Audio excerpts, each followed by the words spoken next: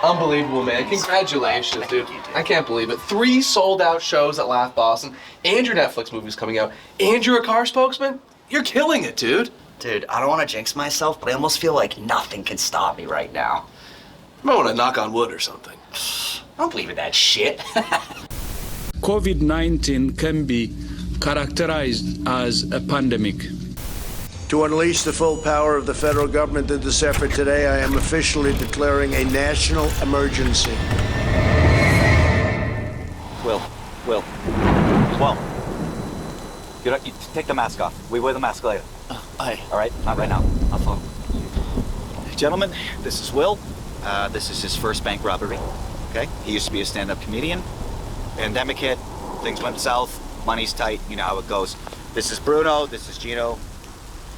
Listen, we're gonna do the heavy lifting, okay? If you need anything, you just give us a shout. So you know how to rob a bank? Yeah. Gino? Okay? It's me, right?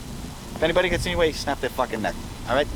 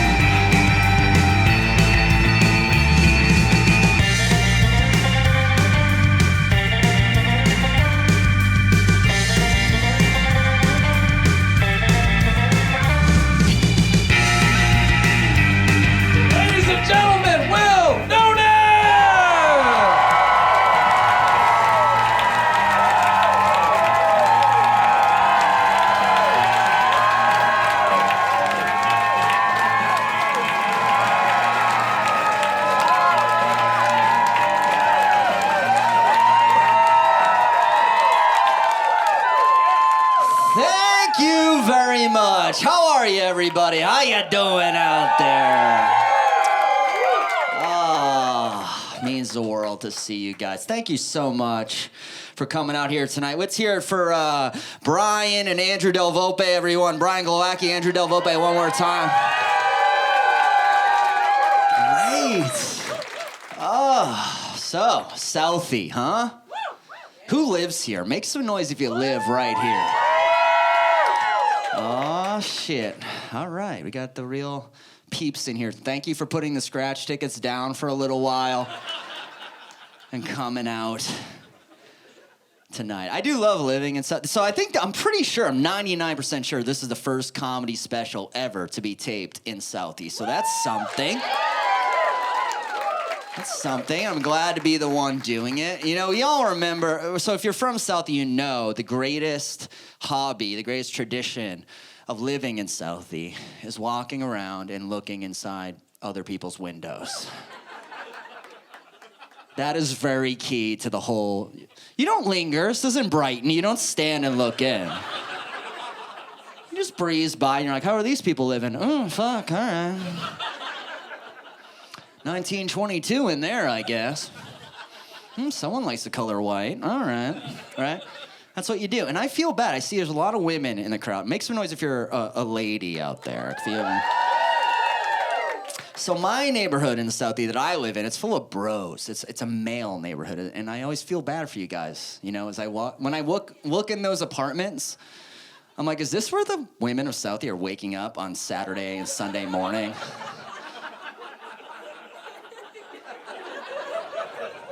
You gotta be like, how many framed pictures of Big Papi does one guy need?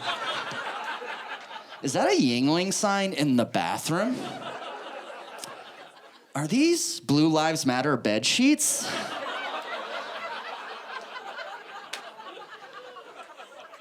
The common man of Southie has really changed in the past few years. He used to be this sort of guy you could spot from a mile away. You know, there's still a few of them. You see him, you know, in every store. They always do this move, like they cannot stop moving. They always look like an NBA rookie waiting for the national anthem to end. Cookie Monster pajama pants. And they know every girl who works in every... Oh my God, Stu, what the fuck? You work here now? Holy shit. Used to be at the Sea Point. What happened? Anyway, let me get a large ice, 27 sugars. Thanks, sweetheart. Appreciate that. Just give that to me now. But now it's really changed. Now it's a new type of Southie dude. He's more like, yo, is there a line of stats? Dead ass. Fuck. But it still is Southie like it's always been. So if you're Irish, are you Irish out there? Make some noise if you're Irish. So that's what we're known for, right? Worldwide, we're known for being the most Irish place you can go, and we're all here, you know? And it's kind of fucked up that there's also a beach here. That's kind of fucked up. You put us here with our pale skin, and then you're like, here's a beach you can't enjoy. Go get sunburned, you pale fuck. But we forget. Every year, the people of Southie forget. So that first warm day, we all go down to the beach and take our shirts off and look at each other. And that's all it takes for like, oh yeah, no one wants this. I love being Irish. We're a lot of things, right? Great talkers, right? Yeah, great drinkers, great fighters. One thing we are not is a sexy group of people. Like, you've never heard anyone go like, you know what I'm gonna do? I'm gonna backpack around Ireland and fuck Irish people. Just check that one off the list.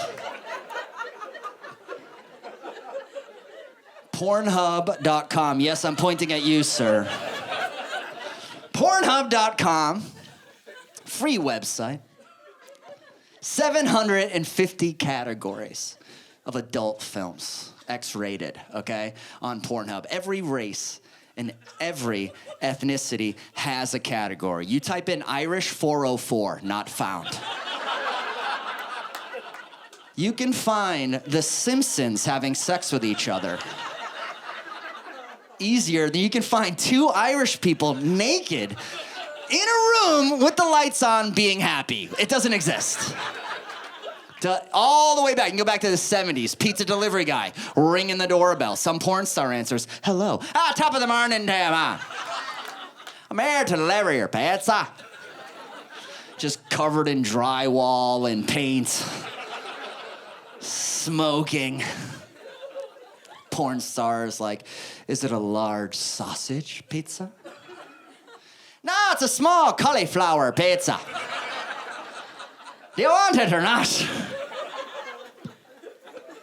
No one wants it. Big Irish person move is to get tattoos. That's what we do, to cover the body, you know?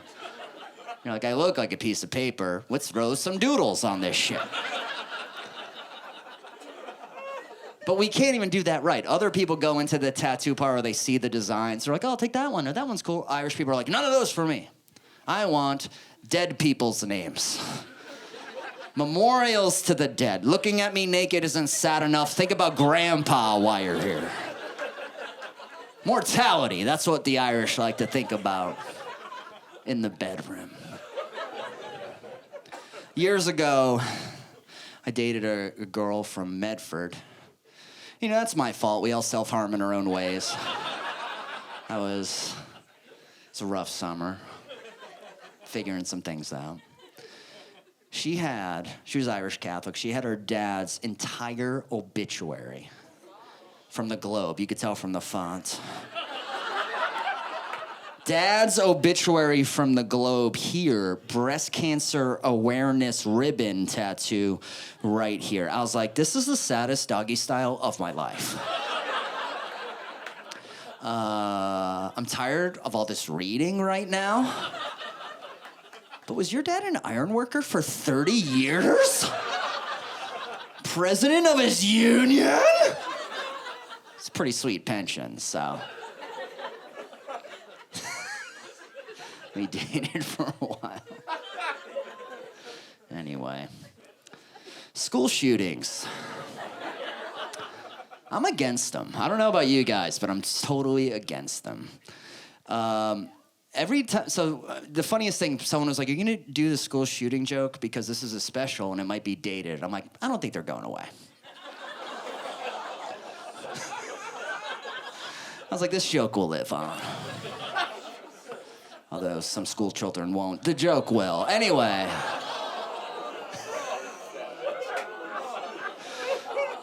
School shootings. I'm against them.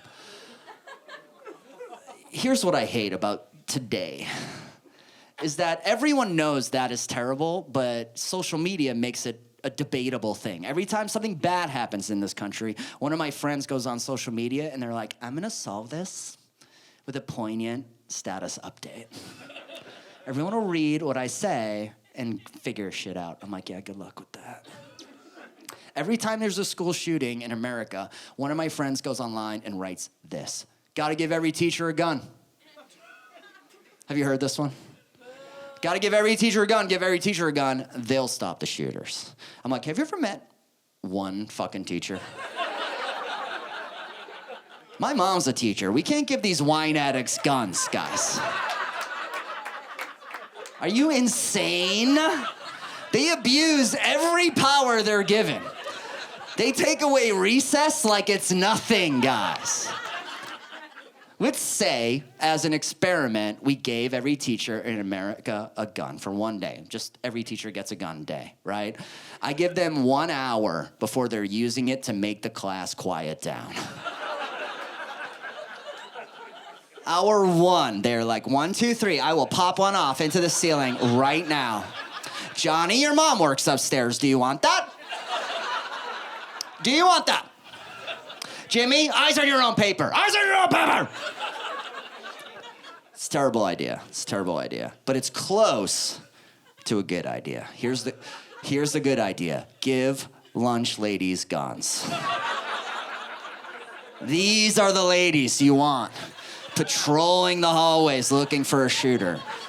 They're hard women, okay? First of all, they already have guns, all right? Easy, just tell them to bring them. Secondly, they've raised the shooter. They know how they behave.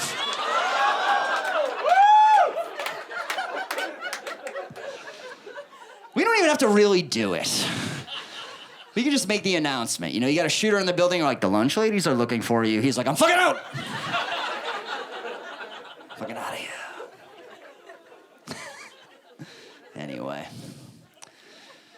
Anyway, so something kind of big happened to me during the pandemic. I decided, for about 12 years, I was California sober. Do you guys know what California sober is?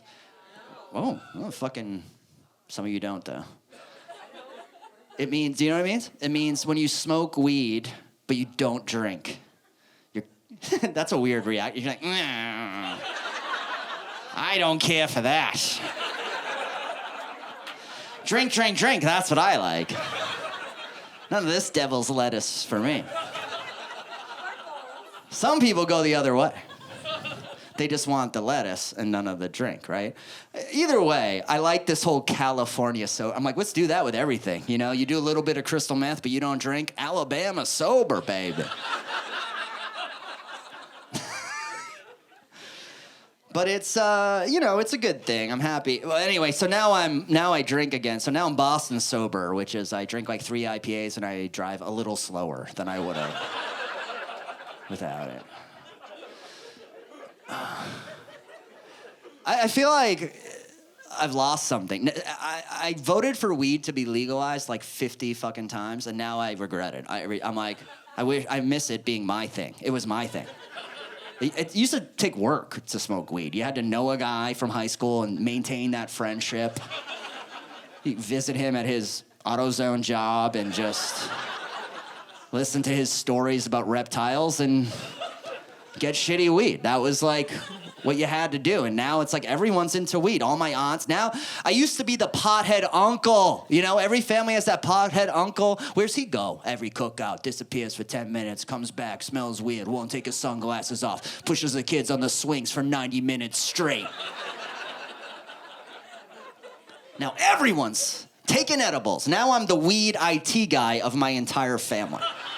I'm the expert now. I get phone calls all weekend. Billy, how many gummy bears should I take for a Rod Stewart DVD? I took 16. I'm pretty scared. I can feel my hair growing. I can see my feelings. So, call me back. It's your aunt, Diane. Your godmother. I just don't know what it is with boomers. They don't touch weed for 20 years, and they're like, all right, 1,000 milligrams? That sounds good. Let me take all those. See what type of panic disorder I can instantly develop. Everyone wants to smoke weed with me now in my family. Like, even my dad. Like, my dad's 75 years old, retired cop, calls me up out of the blue one night. He's just like, Billy.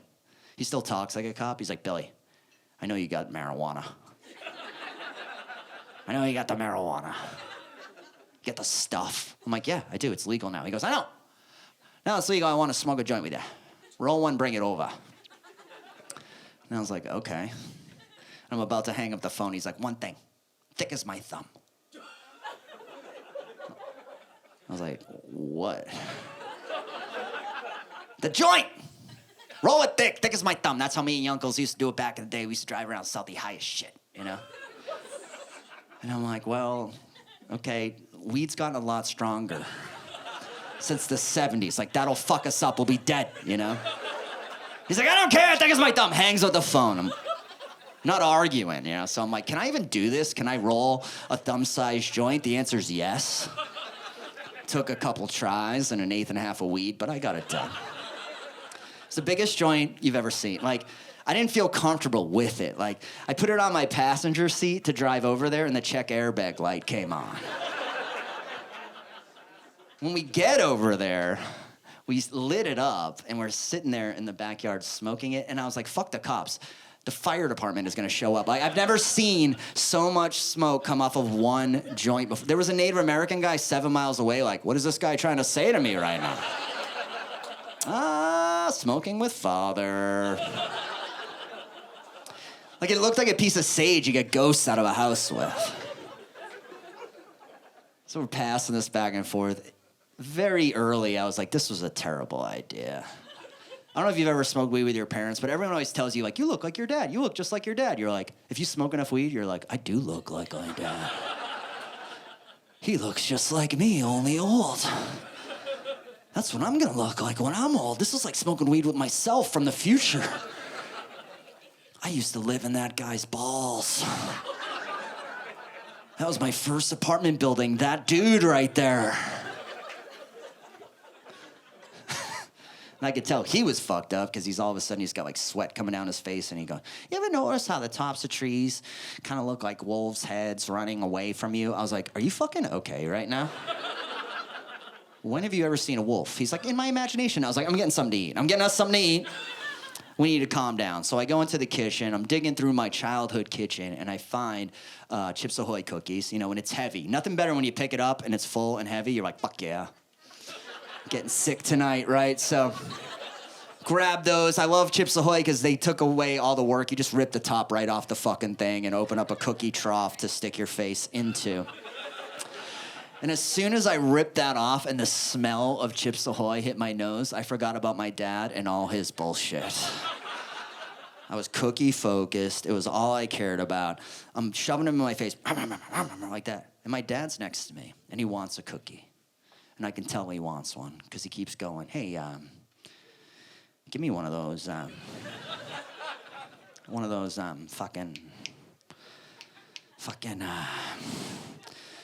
what do you call those things? So high, forgot the word cookie. Like, out of his vocabulary, you know? I wasn't gonna give it to him, though. I'm like, come on, Dad, use your words. What am I holding in my hand? What is this? A chocolate chip what? What is it? And he's like, it's a fucking, I'm like, what is it, Dad? Come on, what is it? It's a fucking candy cracker! It's a candy cracker! He went right past the word cookie, invented a new term for cookies, candy crackers, which, if you ask me, it's better. Like, we should be living in a candy cracker world, right? People are like, who's your favorite character on Sesame Street? Candy cracker monster. What's your favorite flavor of Ben & Jerry's? Chocolate chip candy cracker dough. Why is your computer so slow? I don't delete my candy crackers. We wrote an email to Chips Ahoy. We never sent it, but we composed it. It was a hell of a composure. The other downside of smoking weed with your parents is they're gonna start telling you shit you don't wanna know. Like, you never want it. My dad was like, I almost divorced your mom in the 90s. Shut the fuck up! I don't wanna hear this. So we had like this 20-minute silence. Weed silence. It's a different type of silence, because you forget you're with another person. You go, my dad, his house, where am I? My dad breaks the silence with one of the weirdest comments he's ever made. He goes, you know your brother, he's the gay brother. And I, yeah. But you look gayer than he does.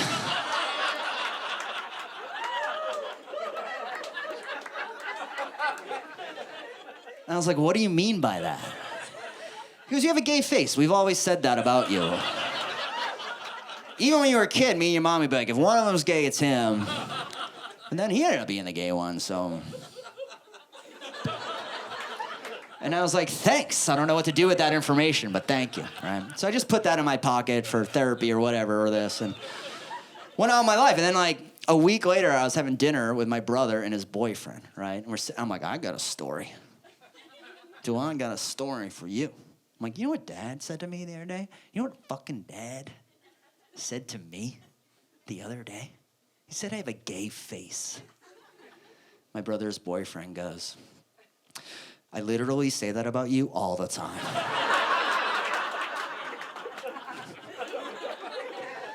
My brother's like, it's true. It's true that he says it. It's true that you have a gay face. And I was like, this makes a lot of fucking sense, man. My whole life living in Boston, homeless guys have called me homophobic things, right? I thought it was just the way I skip. It turns out it's my fucking face. One time I'm in downtown Boston, right? And I had to use an ATM, and I didn't want to use it. We've all been there. You see this ATM, it's filthy, no bank, red letters, ATM, cracked screen. You're like, I'm getting my identity stolen, but I need $40 right now. This is happening. So I'm using it, I'm hitting the button, and this homeless guy comes around the corner. I can tell instantly he's gonna say something homophobic, but what he said, I had never heard before, or ever again. He looks at me and goes, there were no gays on the Mayflower.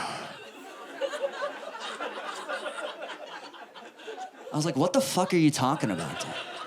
Everyone in Boston has a hot take on everything. I was like, just because you sleep on the Freedom Trail, that doesn't make you a history professor. What the fuck are you talking about? Now he's pissed. He gets a little closer. He goes, there were no gays on the Mayflower. I go, bro, that boat ride was like 1.5 years long.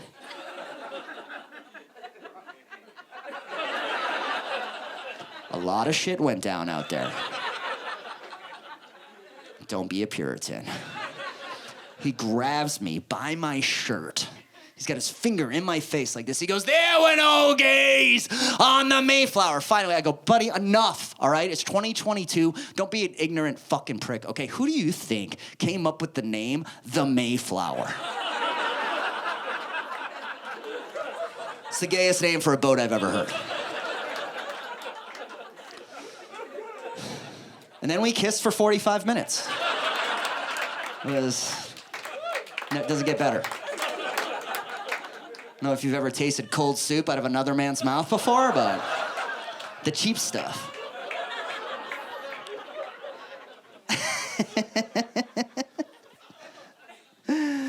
Oh boy. You guys are fucking way better than the first show, so fuck them. I love you. Congrats on being the entire special. We love you for that. I don't know. I feel like I can do this. Brittany Griner. Do we know about her in this crowd? I'm serious on this one, all right? Pause the special. Let's talk politics for a second. I feel fucking bad for, you heard all my weed jokes. This is like, first of all, if you don't know who Brittany Griner is, she's not just a WNBA player, she is the WNBA player. She is the LeBron, she is the best WNBA player. She went to go play in Russia because they don't make enough money here, and she brought a little weed. Did she, or was it planted? That's a very good point. Her lawyer is here tonight. You're absolutely right, and I'm with you. I'm so with you, but I felt like that was just too far to go, but here we are. But you're right. It was probably planted because it was like the day before they invaded the Ukraine, and I'm sure all of this is going to make the joke work better. But let me tell you, no, you're right, though. It's so shady, the whole thing. I'm a pro-Griner person. I think it's completely fucked up that they're just letting her languish in a prison cell. And here's where I'm really worried now, because she's not in a prison cell anymore. They've put her in a labor camp. And now I'm really afraid, because I'm like, now we're never going to get her back. Once they see how much better than the Russians she is, like once she chest passes a boulder across the yard, they're gonna be like, this is how we win in the Ukraine, boys. I turned 40 like a month ago, guys. I'm 40 years old now. Thank you. It's an interesting, it was a really weird applause. I was like, yeah. It's a weird thing turning 40 because people ask you questions about it like you can do anything about it. People are like, turning 40, huh? What are you gonna do? I'm like, I don't know, not die, keep living. Made it this far, you know what I mean? But it is weird turning 40. You feel it, you know? For like everything changes in a day. Like even your mail change. I get 40-year-old guy mail. Like they send me lamp catalogs now. I keep getting this catalog every month, Lamps Plus. And I'm like, they think I want this shit? But you know what the worst part is? I was like, oh, Lamps Plus. And I was about to throw it away. This is how I know I'm really 40, because I was like, you know what? I better make sure there's no awesome lamps in here before I throw this out. But turning 40 is weird because now that I'm 40, I feel like there's things I do where I'm like, I should be over this now, but I still get like uptight, you know? Because we're in Southie, I'm gonna tell this story. Stop and Shop. Stop and Shop on Broadway, you know? Yeah, it's a war zone out there. There's a lot of, so I don't know about you, I don't know if, you don't have to go to this one, but if you buy groceries, there's that moment. If you buy your own deli meat from the deli counter or the butcher, whatever they want to be called that day, but do you know what I'm talking about? You go up there and you're like, yeah, quarter pound of it. You know what I mean? Those guys are like the varsity football team of supermarket employees. Do you know what I'm saying? Like, they intimidate me is what I'm talking about. Like, I go up there, I'm always like, hope I get it this time. Because they always... I can tell they don't like me. They're like, yeah, what's up, you soft bitch? Like, doing another comedy show, show business asshole, you know what I mean? Like, they don't like me. And I know they don't like me because they're nice to the old ladies in front of me. They're always super nice. Oh, Mrs. McGonigal, holy shit. You're here early today. What's up? Oh, nothing. Can I just get a quarter pound of turkey, please? You know, they're like, oh, here you go. We had it ready for you. Thank you so much. You know, and then I'm like, hi, yeah, it's my number. They're like, yeah, fuck you. 1 second, okay? Hold on, 1 second. They're always mean to me. And I get really nervous. I really work myself up to the moment. And it just happened, you know, like a week ago. I'm in there and I'm like, okay, it's my turn next. It's my turn next. It's my turn next. It's my turn next. They go, hey, what do you want? I'm like, yeah, just a quarter pound of bologna, please. Just a quarter pound. The guy always says the same thing. He goes, quarter pound. Why don't you just get a half pound? I'm like, yeah, whatever you say. You're the pro. I don't fucking know anything about it. Did I say quarter pound? I meant half pound. Oh, yeah, I'm so sorry. But this is how I know they think I'm soft, all right? This is how I know. And if they do this to you, they think you're soft too. They go, you want to try a slice? You want to try a slice of this bologna, you little bitch? I know you want to eat this bologna out of my hand. Come on. You want this? And I'm always like, yeah, I want it. I'm high at the supermarket. I want that bologna right now. I want to eat it. So then I get to enjoy the rare moment of eating a piece of deli meat out of another man's hand while I maintain eye contact with him the entire time. I'm like, it's so good. I get super nervous about it. This is a true story. A week ago, I started choked on this shit to death, like for real choking. Like for real choking, you know? We all know, you ever like choke in your own saliva at home for like 30 seconds and like death walks through the room. He's like, hello, not today, but someday. You're like, It takes two, are you all right? So the first one is like, are you all right? And the second one is like, are you all right? We've all been there, right? This is like, I'm on the third all right. I'm like, and people, I don't know if you've ever choked or been around someone choking in public. There's stages, okay? Stage one is like, is that guy fucking choking? Is that guy really choking? Is that guy choking? Stage two now is they film you. They're like, he could die. This would be a sick boomerang. So I'm going, and no one's helping me. And all I'm doing in my mind is going like, this is it for me. I'm gonna die in this Stop and Shop. I'm gonna be the first guy to die of not fentanyl in this Stop and Shop. In like 10 years. What the fuck is my obituary gonna say? Like, he loved bologna, that guy. Half-pound quarter pound, he didn't care. He had to taste it first. Not a great chew, I love the Red Sox. I was like, I can't go out like this. I'm pleading with my eyes. Someone help me. Mrs. McGonagall comes through the crowd. She's like, oh, fuck yeah. She was the only person smiling. She's like, I'm gonna fucking save a life here today.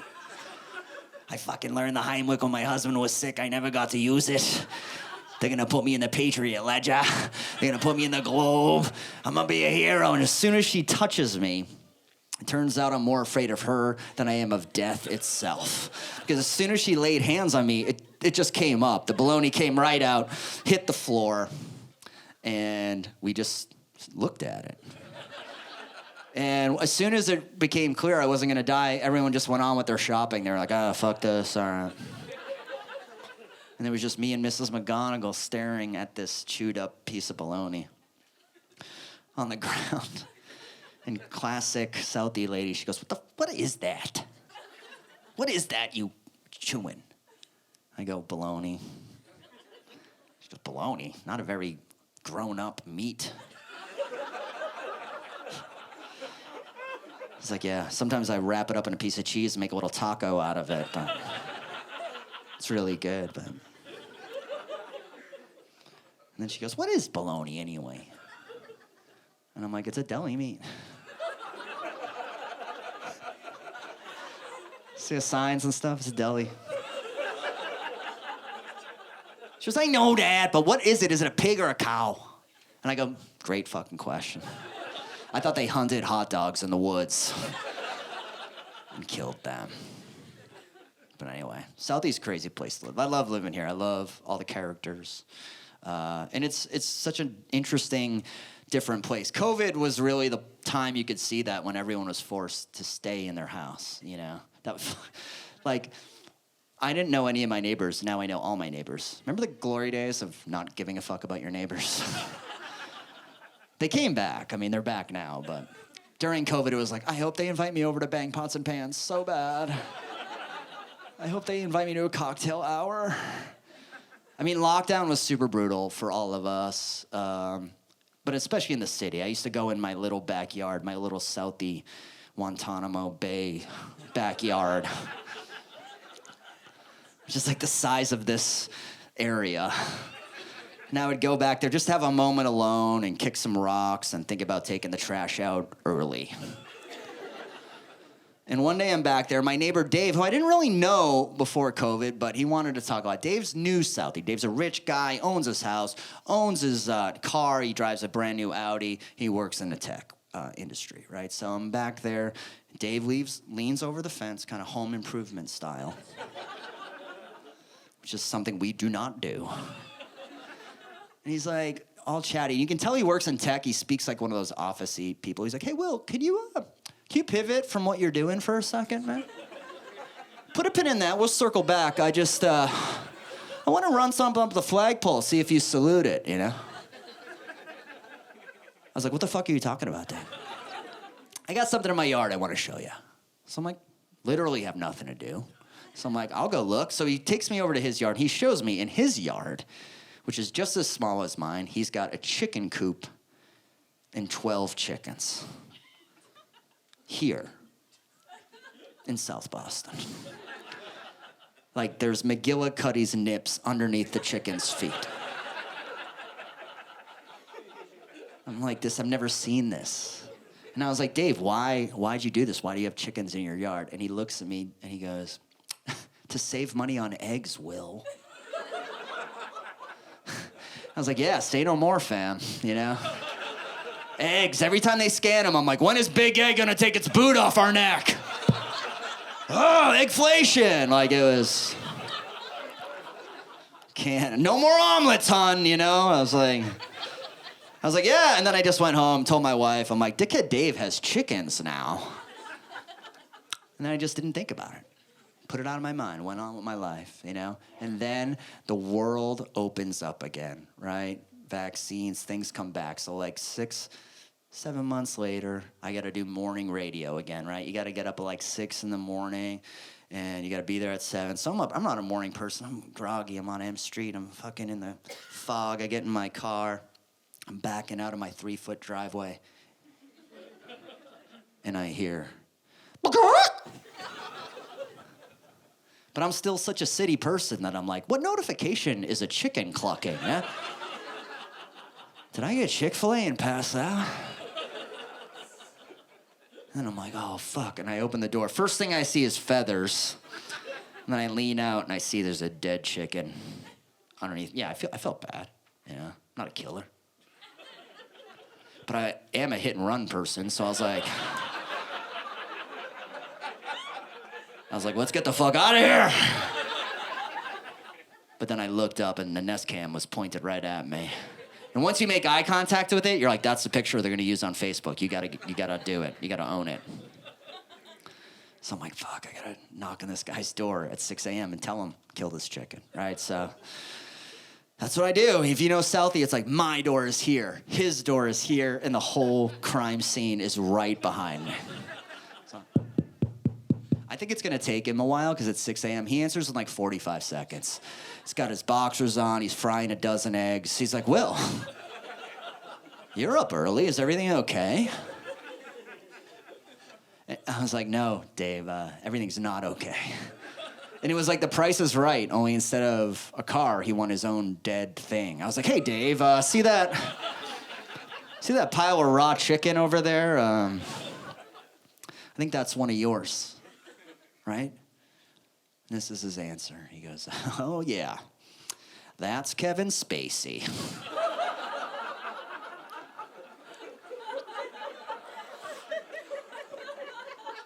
Like Kevin Spacey, the actor? He goes, yeah, Will. I named all my chickens after people who got canceled during the Me Too movement. That way, I don't feel so bad about enslaving them for their eggs. And I was like, wow, Dave, I'm not surprised you're up at 6 a.m. You're woke as fuck, dude. That is... You are awake. Didn't Kevin Spacey kind of have a drinking problem? He goes, I heard he struggles with alcohol. I go, yeah, he looks a little smashed right now. Yeah, I was trying to lighten the mood. He didn't laugh, but 6 a.m., you know, it's a tough crowd. But I was like, so there's this weird silence after that. And then I'm just looking at him. I'm like, so, this is the awkward part. I'm like, what do I owe you for this chicken I killed? What do I owe you for this chicken? This is the most shocking part of the story. He looks at me and he goes, just give me $2. Yeah, I was like, huh? He goes, $2. You can Venmo me. It's like $2? Fiat currency, American dollars? He goes, yeah, I get him his baby chickens from a farm. I get 2 of them for $4, and you only killed 1, so... Give me $2, call it a day. I was like, a live chicken is cheaper than a Cumberland Farms ATM fee? Like, chicken tenders are $7. What the fuck is happening there? Like, did you guys know? We could buy a chicken every morning, like a pack of smokes, hang out with it all day. You're like, fuck off, enjoy Southie. $2 investment. Like, they have no idea. If chickens had any idea that they could save their whole life for 8 quarters, they would evolve in some way. Like it's a slap in the beak. Anyway, long story short, Dave didn't have change for a 20, so I spent the whole morning over there killing chickens. It was exhausting. I started with Weinstein. And as always, Bill Cosby got away.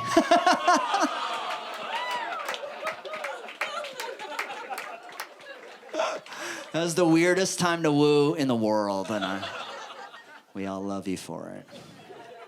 Well, it's time for the end, kind of, but I know, kind of.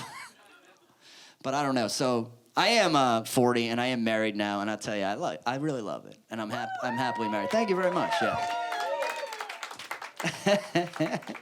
My wife's here, she's like, he doesn't love it that much, but I do, and it was a nerve-wracking time. I don't know if anyone here is engaged or getting married, but it's nerve-wracking, you know, there's a lot going on, and I remember asking my dad for advice when I was thinking about popping the question. I asked my dad, I was like, Dad, you know, you and Mom have been married 50 years. You know, how'd you know Mom was the one? And he goes, the one?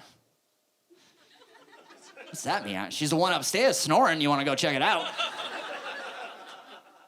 I was like, okay, not the Hallmark moment I was hoping for, but I was like, how'd you know Mom was, you know, for you? How'd you make it last this long? And he gave me some very solid advice, and I think you guys will agree.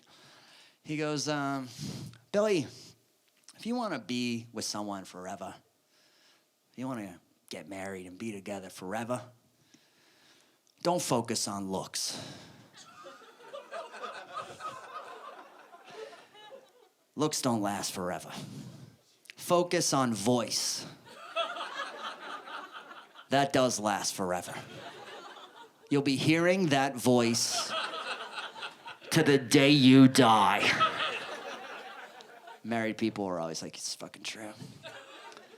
And then I started to think about it when I was out and about, when I was in the world, when I was doing my thing, not just with my fiance, every woman's voice everywhere. I'd listen and I'd think, is this a voice I want to listen to for the rest of my life? And the answer was no. Very often. I'm not saying all women, but we all know that there's a new type of female voice out there. Like for years, women all kind of spoke the same, right? If they were talking about this special taping. Hey babe, let's go to Capo tonight. Watch the comedy, it'll be fun. It'll be a good time. Come on, babe, let's go. There's always so much parking there. It'll be great, let's just go.